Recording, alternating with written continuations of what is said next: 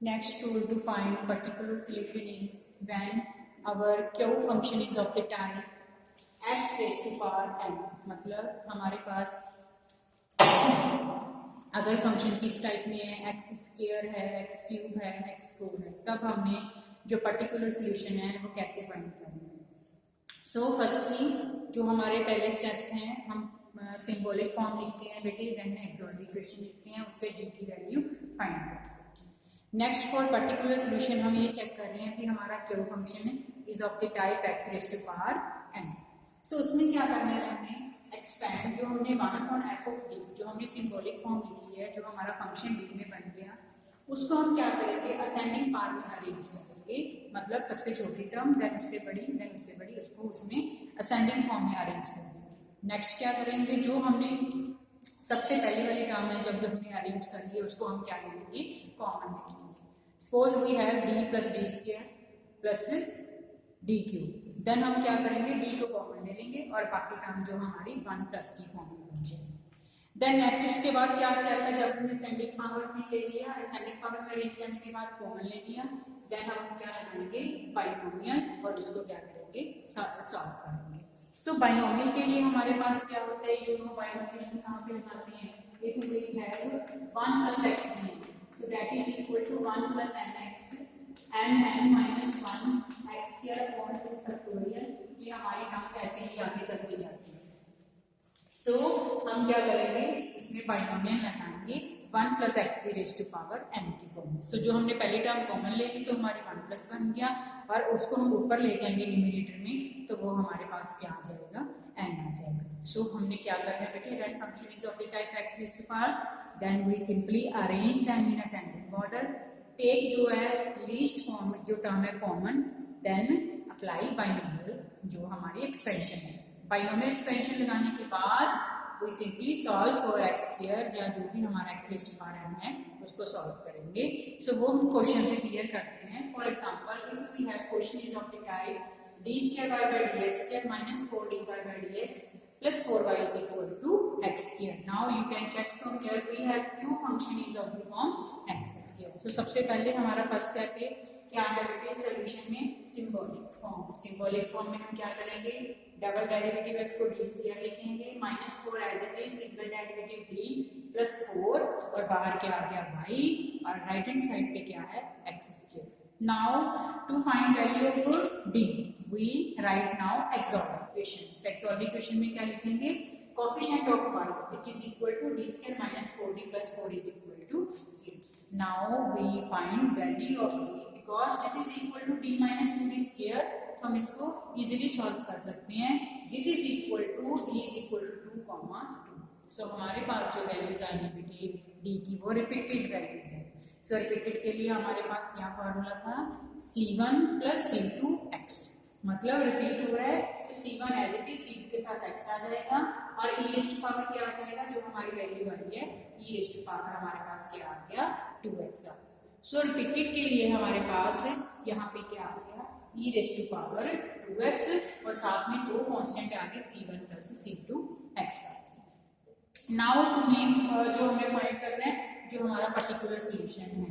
सो उसमें क्या करते हैं, 1/f ऑफ d जो आपने सिंबॉलिक फॉर्म बनाई है d square minus 4d plus 4, और जो हमारा q फंक्शन है वो हमारा x स्क्वायर है।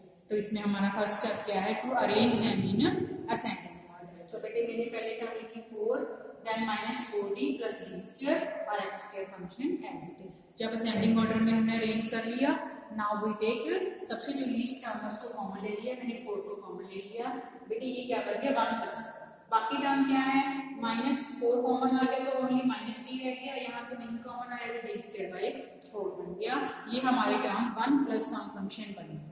नेक्स्ट स्टेप क्या है, जब हमने इसको असेंडिंग में अरेंज कर लिया, देन लीस्ट टर्म कॉमन ले लिया, इस पूरी टर्म को ऊपर ले जाएंगे, तो यहाँ पे जो हमारी पावर है वो 1 है, पर जो ऊपर लेके जाएंगे वो पावर कितनी बनेगी, -1 बनेगी, और x के फंक्शन हमारा साथ में है और 1/4 कॉमन चलता है। So after ascending arranging in ascending order, then take least term common, and now we apply binomial expansion. So this is of the type 1 plus x, this is our x the raised to power n x square हमारा function, तो वो किसके equal होता है, 1 plus n is -1 x this whole term plus n -1 x the square upon 2 factorial plus so on। इसे आगे ऐसे term आती जाएंगी और हमारा फंक्शन क्या है x स्क्वायर।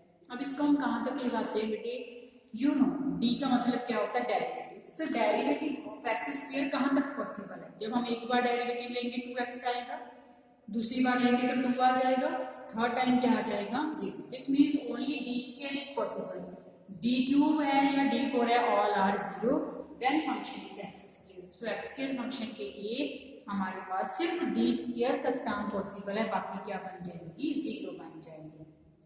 नाउ अब हम इसको ब्रैकेट को ओपन करते हैं बेटी, 1/4 एज इट इज 1 प्लस ये दो माइनस साइन हो गई है, प्लस बन गया, तो d वाली टर्म क्या बन गई प्लस, प्लस माइनस माइनस तो यहाँ पे क्या बन गई माइनस। तो मेरे पास क्या आ गया 1 plus d minus d square by 4। Next अब इसमें क्या करेंगे, ये -1 है, ये -1 बन गया -2 और 2 के साथ 2 कैंसिल हो गया, पर दो नेगेटिव साइन है वो क्या बन गया प्लस, मतलब बाहर वाली जो सारी टर्म है वो सॉल्व होगी और प्लस 1 रह गया। अब इसमें ओपन करते हैं a प्लस b की होल स्क्वायर, तो a प्लस b में जब होल स्क्वायर लगाया माइनस d स्क्वायर मतलब d द स्क्वायर, और जब इसको किया तो वो d4 बन गया। मैंने अभी आपके साथ डिस्कस किया भी d स्क्वायर तक पॉसिबल है डेरिवेटिव, d4 पॉसिबल नहीं है। इसी तरह 2a भी लगाएंगे d क्यूब आएगा, वो भी पॉसिबल नहीं है। सो मेरे पास सिर्फ यहाँ से एक टर्म आई that is only d square with positive sign, and अब हमारी उसके बाद वाली टर्म 0 बन रही है और बाहर क्या है फंक्शन बेटे x स्क्वायर। सो इस स्टेप को हम बहुत ध्यान से करेंगे भी कौन सी टर्म्स हमारी यहाँ पे एग्जिस्ट कर रही हैं जिससे हमारा रिजल्ट आएगा। Now we take simply x को अंदर ले जाएंगे, 1 into x square is x square, d of x square, d पीछे नहीं लिखना, d का मतलब है derivative of function, so d आगे फंक्शन x स्क्वायर बेटे पीछे लिखेंगे, then minus d square by 4 of x square, d square of x square. आप इसको इकट्ठा भी कर सकते हो, एक ही बार में d स्क्वायर वाली टर्म्स को इकट्ठा कर सकते हो। Now this x square as it is, what is d of x square मतलब डेरिवेटिव, और derivative of x square is बेटे 2x। यहाँ पे है d square, d square का मतलब दो बार डेरिवेटिव, एक बार लिया तो 2x आ गया, दूसरी बार लिया तो क्या आ गया 2/4 पहले ही था। सिमिलरली वहाँ पे क्या आ गया होंगे, जब इन दोनों टर्म को सॉल्व किया बेटे क्या आ गया 3/2, this 2x x square 1/4। So this is a particular solution for the function x square. Lastly, for complete solution, what is y? Y is equal to, we add this c1 c2x c2x plus this particular solution 1/4 x square plus 2x plus 3/2. So for x square type of function, x raised to power function, we simply arrange them in ascending order, then take each term common so that we have function is of the type 1 plus x dn, then apply binomial। जब binomial लगाती बेटे उसके बाद उसमें ये terms लिखनी है, derivative कहाँ तक पॉसिबल है, then find derivative and we get particular solution. So this is the complete solution, then we add yc plus yb।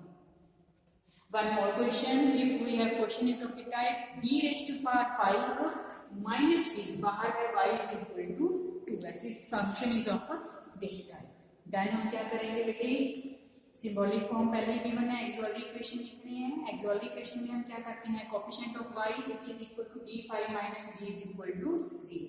So clear है, इसमें d हम कॉमन ले सकते हैं, तो मेरे पास क्या रहेगा d4 minus 1 and d is equal to 0। either d is equal to 0, either d4 minus 1 is equal to 0, और d4 minus 1 को मैं क्या लिख सकती हूँ, d square t square minus 1 that become a square minus b square। वो किसके equal होता है, a square minus b square, a square plus b square।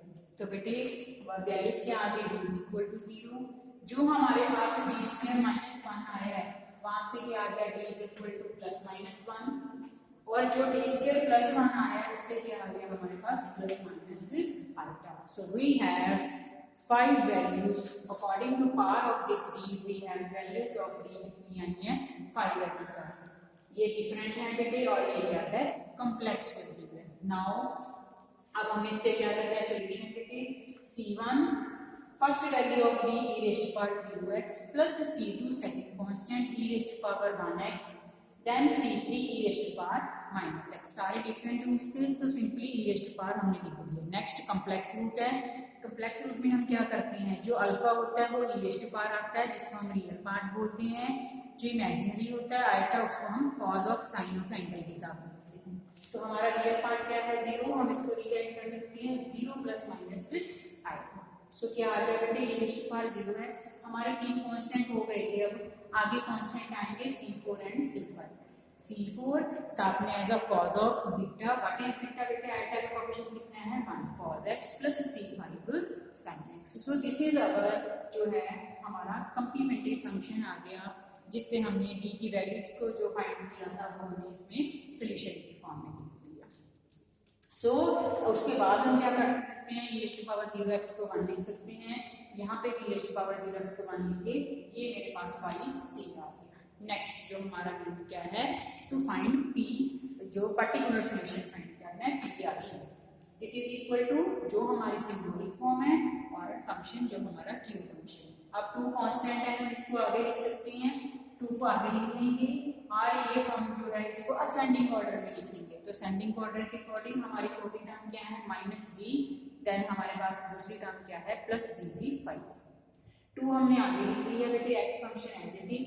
Ascending order में लिखने के बाद हमारा अगला स्टेप क्या है, take least term common, -t को हमने कॉमन ले लिया, दिस बिकम +1 और यहाँ पे +d5 था, d कॉमन लिया तो d4 रह गया, -9 कॉमन लिया तो यहाँ पे क्या हो गया माइनस। अरेंज कर दिया असेंडिंग ऑर्डर में, लीस्ट टर्म कॉमन ले लिया। नाउ इस टर्म को ऊपर ले जाएंगे, जब ऊपर लेके गए इसकी पावर थी 1 तो पावर क्या होगी -1। नाउ बेटे वी अप्लाई बाइनोमियल एक्सपेंशन, 1 क्या है प्लस x स्क्वायर है और n इज -1 और x is -d4। So -2/d is 1 plus nx plus आगे हमारी टर्म पॉसिबल नहीं है बिकॉज u है फंक्शन इज x और d4 का मतलब 4 बार डेरिवेटिव, और इसका तो 2 बार ही पॉसिबल नहीं है, एक बार लेंगे 1 और सेकंड टाइम क्या आ जाएगा 0। So only 1 derivative is possible, so हम अगली टर्म लिखेंगे ही नहीं बिकॉज वो 0 आ रही है। एंड फंक्शन x, नेक्स्ट बेटे माइनस प्लस बन गया, d raise to power 4 x as it is. चलो अब हम x को अंदर लेके जाते हैं, तो x अंदर आ गया 1 into x is x, d4 of x मतलब 4 बार डेरिवेटिव जो क्या है 0। So we are left with only x। इसमें जो नया पॉइंट है, जो मेन पॉइंट है बेटे वो क्या है, मेरे पास बाहर एक 1/d चाहिए। जैसे मैंने अभी बताया कैपिटल D ऑफ फंक्शन का मतलब डेरिवेटिव होता है, सिमिलरली 1/d का मतलब होता है integration. Now we take integration of x which is equal to x square by 2. So इसकी इंटीग्रेशन x square by 2 आ जाएगी, एक 2 हमारे पास बाहर पड़ा है वो क्या हो गया cancel. So we are left with only -x square because 1/d का मतलब इंटीग्रेशन होती है, तो मेरे पास फंक्शन क्या रह गया -x square। So lastly बेटे what is y? Y is combining these two solution we get complete solution y is equal to yc plus y2।